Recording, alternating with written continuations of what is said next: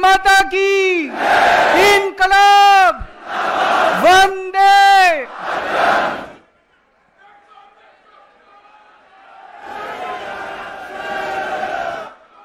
आज देश के कोने कोने से आए हुए मेरे सभी प्यारे बहनों, भाइयों, माताओं, बुजुर्गों, बच्चों, आप सब लोगों को मेरा नमस्कार, सबको मेरा सत श्री अकाल।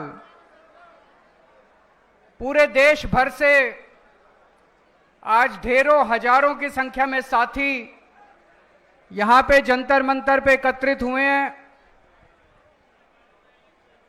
मंच पे बहुत सारे हमारे साथी बैठे हुए हैं, दिल्ली से, गुजरात से, गोवा से, पंजाब से, हरियाणा से, आगे भी सामने छत्तीसगढ़ से, राजस्थान से, मध्य प्रदेश से, उत्तर प्रदेश से।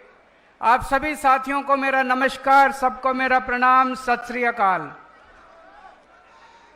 दोस्तों, परसों दिल्ली की एक अदालत ने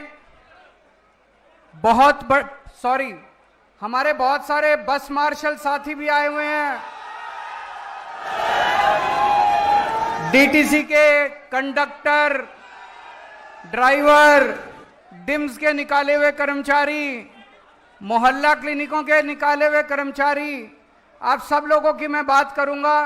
थोड़ा सा सब लोग पेशेंस रखिए।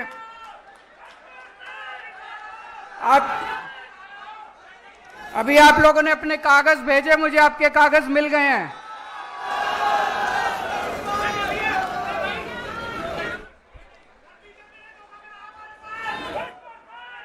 आप चिंता ना करो, बीजेपी ने पूरे देश के साथ धोखा किया, केवल आपके साथ धोखा नहीं किया। उसकी सबकी बात करेंगे अभी। दोस्तों, परसों दिल्ली की एक अदालत ने ऐतिहासिक फैसला दिया है। दिल्ली के लोगों के पक्ष में, देश के लोगों के पक्ष में। मैं दिल्ली के लोगों को, देश के लोगों को इस ऐतिहासिक फैसले के लिए बहुत बहुत बधाई देना चाहता हूं।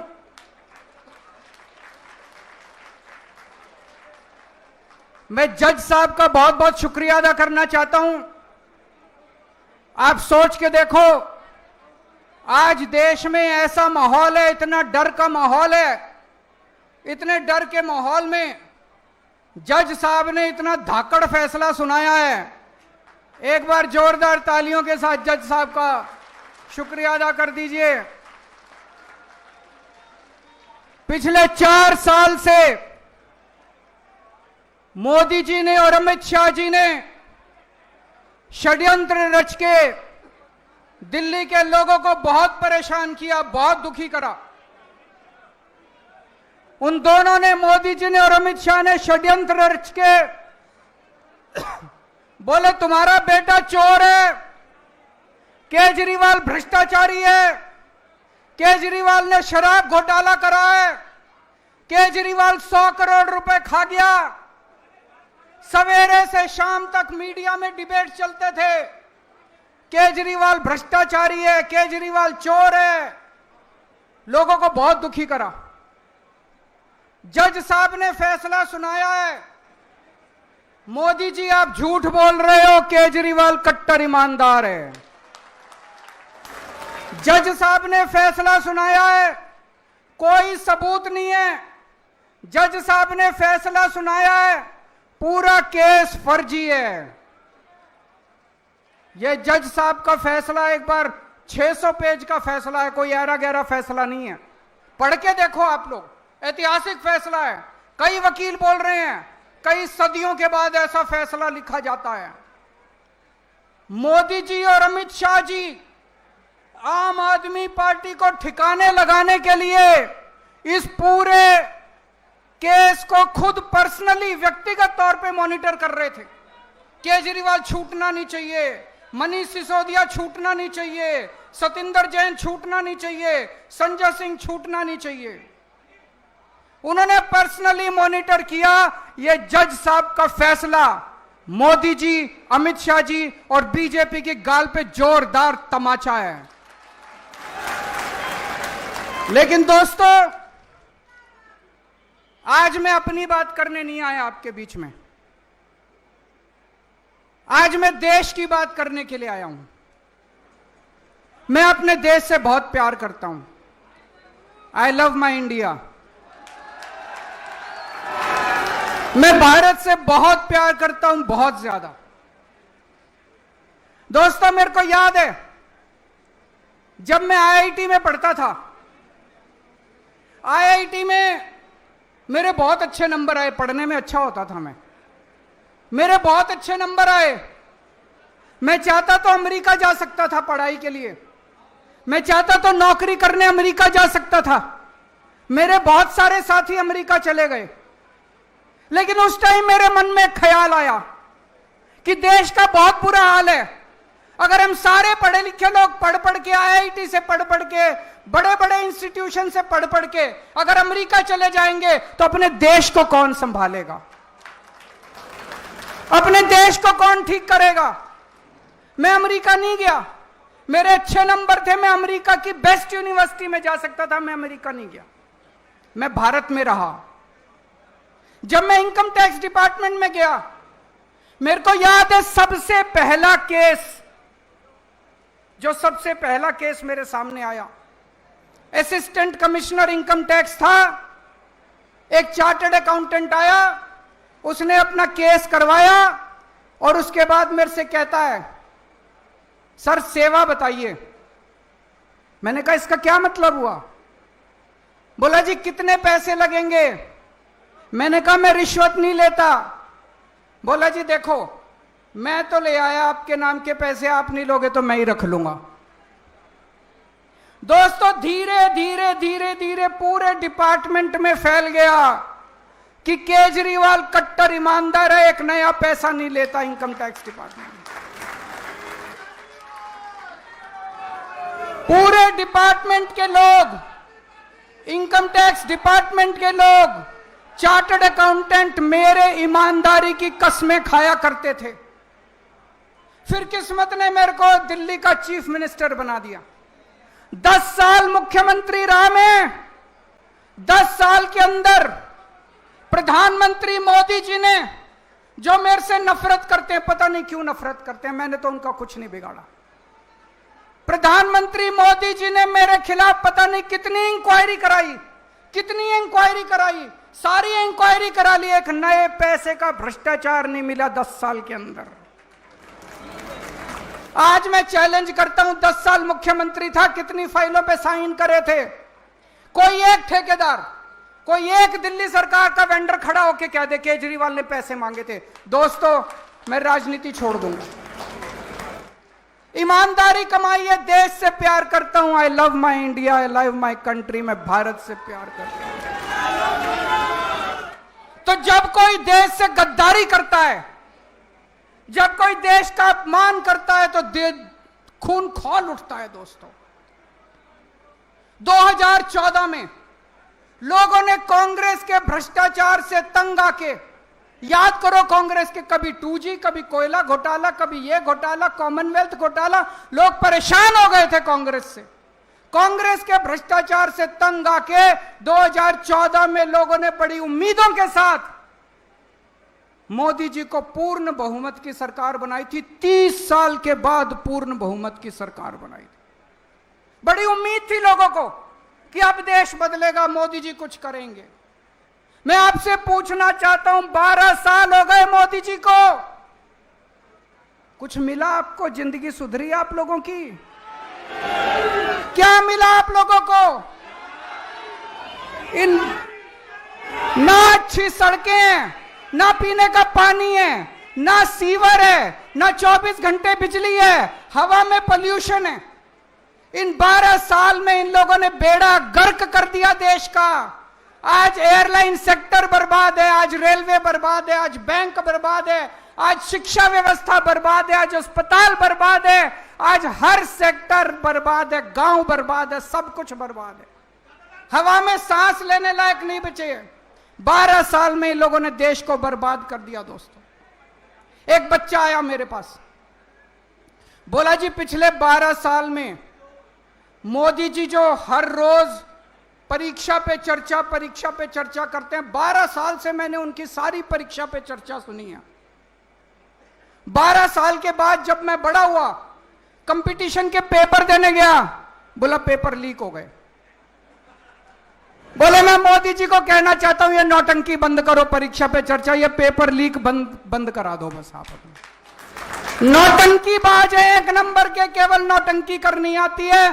परीक्षा पेपर चर्चा, अरे पेपर लीक हो रहे हैं पूरे देश में, चारों तरफ बच्चों का भविष्य खराब हो रहा है और ये परीक्षा पे चर्चा कर रहे हैं। दोस्त, आप में से बहुत सारे लोग दुबई गए होंगे, अमेरिका गए होंगे, जर्मनी गए होंगे, फ्रांस गए होंगे, टोक्यो गए होंगे। कितनी शानदार सड़कें हैं वहां की। 130 किलोमीटर प्रति घंटा की स्पीड से गाड़ियां दौड़ती हैं, 140, 150, 160 किलोमीटर की। और गुजरात में चले जाओ, मेरा तो आजकल गुजरात बहुत आना जाना होता है। अमेरिका में, लंदन में, न्यूयॉर्क में, टोक्यो में, पेरिस में 150 किलोमीटर की स्पीड से गाड़ी दौड़ती है। गुजरात में 30 किलोमीटर की स्पीड से गाड़ी दौड़ती है। गुजरात में मैं झूठ नहीं बोल रहा। आप राजकोट से, मैं अभी गया था, राजकोट से जूनागढ़ 104 किलोमीटर है। 104 किलोमीटर जाने के 4 घंटे लगते हैं, 4 घंटे। 30 किलोमीटर की स्पीड से, क्यों? गड्ढे ही गड्ढे, गड्ढे ही गड्ढे, गड्ढे ही गड्ढे। अरे सारी दुनिया चांद पे पहुंच गई, इनसे 12 साल में सड़कों के गड्ढे नहीं बढ़े गए। सारी दुनिया चांद पे पहुंच गई, ये अभी तक सीवरों के ढक्कन लगाते रह गए। सीवर के ढक्कन नहीं लगे इन लोगों से अभी तक।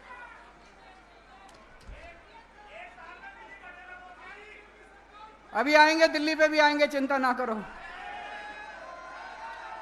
आप किसी देश में चले जाओ, किसी भी, लंदन चले जाओ, टोक्यो चले जाओ, पेरिस चले जाओ, फ्रांस चले जाओ, न्यूयॉर्क चले जाओ, कितने साफ सुथरे शहर हैं उनके। एक जरा सा मिट्टी का तिनका नहीं मिलता। वो छोड़ो, आप गरीब देशों में चले जाओ, श्रीलंका चले जाओ, भूटान चले जाओ, मलेशिया चले जाओ, रवांडा चले जाओ, वियतनाम चले जाओ, साफ सुथरे शहर हैं। इनसे 12 साल में हमारे शहरों की सफाई नहीं हुई मोदी जी से। लानत है इनके ऊपर। 2014 तक बीजिंग में हमसे ज्यादा पोल्यूशन होता था। इतना पोल्यूशन था, इतना पोल्यूशन था। 12 साल में बीजिंग ने अपना पोल्यूशन खत्म कर दिया। आज पूरे उत्तर भारत के अंदर सांस लेना मुश्किल हो रहा है। एक के बाद एक सारे शहरों में सांस लेना मुश्किल हो रहा है। इनसे पोल्यूशन ठीक नहीं हुआ। दोस्तों, कहते हैं हम विकसित भारत बनाएंगे। अरे विकसित भारत छोड़ो, रहने लायक भारत तो बना दो, कम से कम सांस तो ले लें। मोदी जी कहते हैं केजरीवाल भ्रष्ट है। कोर्ट ने कह दिया केजरीवाल कट्टर ईमानदार है। मैं मोदी जी को कहना चाहता हूं, मोदी जी भ्रष्टाचार खत्म करना चाहते हो? खत्म करना चाहते हो? मैं बताता हूं भ्रष्टाचार कहां है। हिम्मत है तो एक्शन लेके दिखाओ। गुजरात के अंदर 20,000 करोड़ रुपए का कोकेन, हीरोइन पकड़ा गया। मोदी जी हिम्मत है तो एक्शन लेके दिखाओ। गुजरात के अंदर 30,000 करोड़ रुपए की नकली दारू बिकती है हर साल। मोदी जी हिम्मत है तो बंद करके दिखाओ। आपने अपने दोस्त को 1,000 एकड़ जमीन, अरबों खरबों रुपए की 1,000 एकड़ जमीन 1 रुपए में दे दी। हिम्मत हो तो एक्शन लेके दिखाओ मोदी जी। मोदी जी ब्रिजेस का, पुल का उद्घाटन करके आते हैं। कितनी बार होता है? सड़क का उद्घाटन करे हुए 1 महीना नहीं होता, ब्रिज गिर जाता है, सड़क टूट जाती है। मोदी जी हिम्मत है तो एक्शन लेके दिखाओ। आप पूरे देश में पेपर लीक कर रहे हैं, मोदी जी हिम्मत है। मोदी जी एक्शन नहीं लेंगे, किसी में एक्शन नहीं। क्यों? या तो मोदी जी खुद उस घोटाले में शामिल है, या उनकी पार्टी के लोग शामिल हैं, या उनके दोस्त शामिल है उन घोटालों के अंदर। भ्रष्टाचारी मैं नहीं हूं, भ्रष्टाचार मोदी जी खुद कर रहे हैं। दोस्तों, इनके खिलाफ एक्शन नहीं लेंगे, इनको जेल में नहीं डालेंगे। किसको जेल में डालेंगे? सोनम वांगचुक को।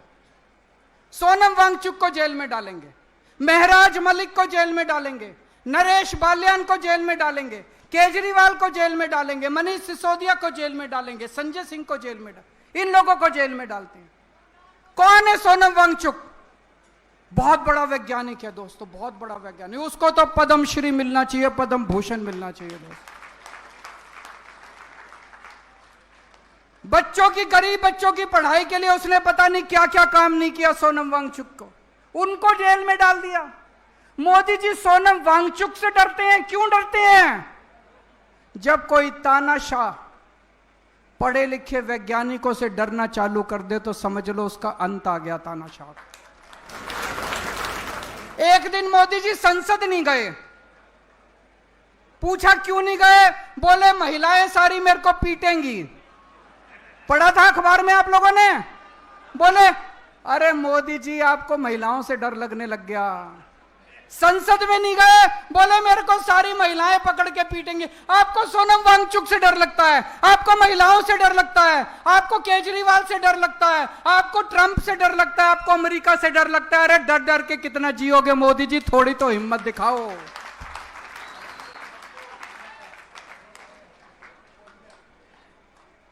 मुझे गिरफ्तार करके मोदी जी ने और अमित शाह जी ने बड़े बड़े संदेश दिए हैं।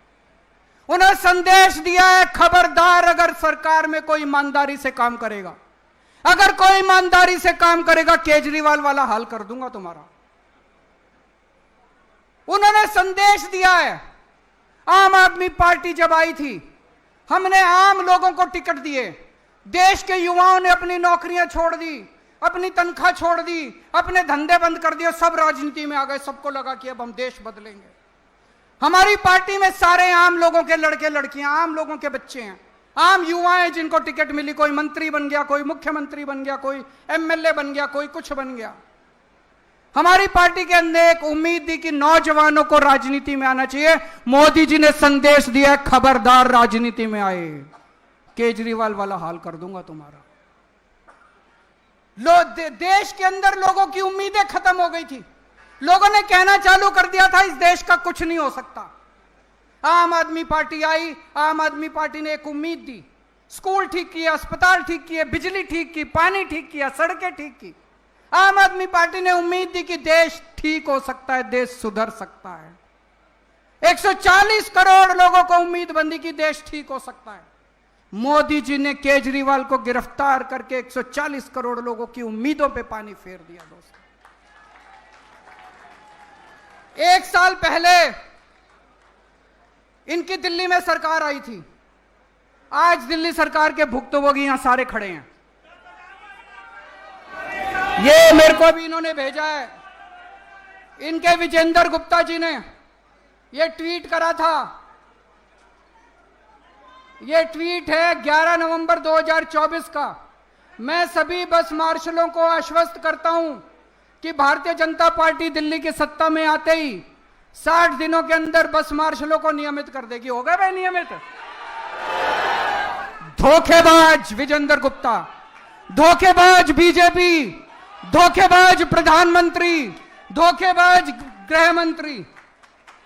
मेरे को याद है प्रधानमंत्री जी खुद आके कह के गए थे दिल्ली में कि 8 मार्च 2025 से दिल्ली की हर महिला के अकाउंट में 2,500 आगे 2,500 रुपए। भाई अगर देश का प्रधानमंत्री झूठा हो तो उस देश की तरक्की कैसे हो सकती है?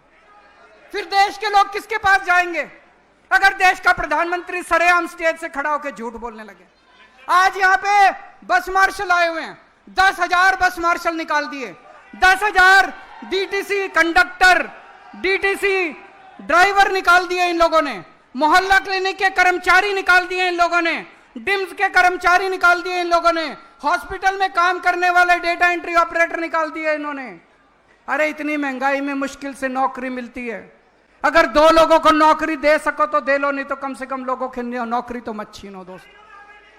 आज पूरी दिल्ली दुखी हो रही है इन लोगों से। सारी सड़कें टूटी पड़ी हैं, चारों तरफ गंदगी गंदगी हो रही है। लोगों के घर में काला पानी आ रहा है, पीने का पानी नहीं है। पहले हमारे टाइम में 24 घंटे बिजली मिलती थी, अब बिजली के लंबे लंबे पावर कट चल रहे हैं। पूरी दिल्ली बर्बाद हो गई। आज दिल्ली वाले याद कर रहे हैं यार इससे तो केजरीवाल ही अच्छा था। आज चुनाव करा लो दिल्ली में, कितनी सीट आएंगी? आज चुनाव करा के देख लो दिल्ली में। कुछ लोग कहते हैं मोदी जी से देश नहीं संभल रहा, कुछ लोग कहते हैं मोदी जी को देश चलाना नहीं आता। मेरा कहना है दोस्तों, ना तो उन्होंने देश चलाना, ना उनका कोई इंटरेस्ट देश चलाने में, ना उनको सरकार चलानी। उनको देश से कोई लेना देना नहीं है। देश जाए भाड़ में उनकी बला से। उनको केवल एक ही चीज है, सत्ता की हवस है, केवल और केवल सत्ता चाहिए। सुबह से उठ के शाम तक मोटा भाई और मोदी जी केवल बैठ के ये देखते हैं कि सत्ता कैसे लेनी है।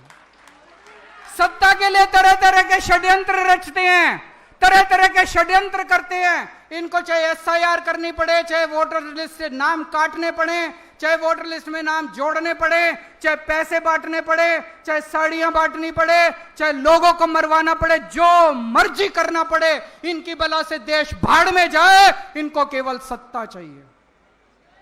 मोदी जी, आप सत्ता के लिए काम करो, केजरीवाल देश के लिए काम करेगा।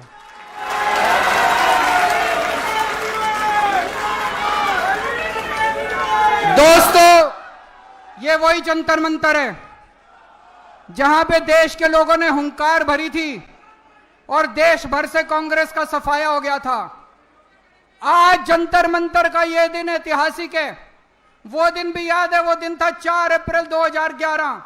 आज की तारीख नोट कर लेना। आज के बाद भारतीय जनता पार्टी की देश भर से उल्टी गिनती शुरू हो चुकी है।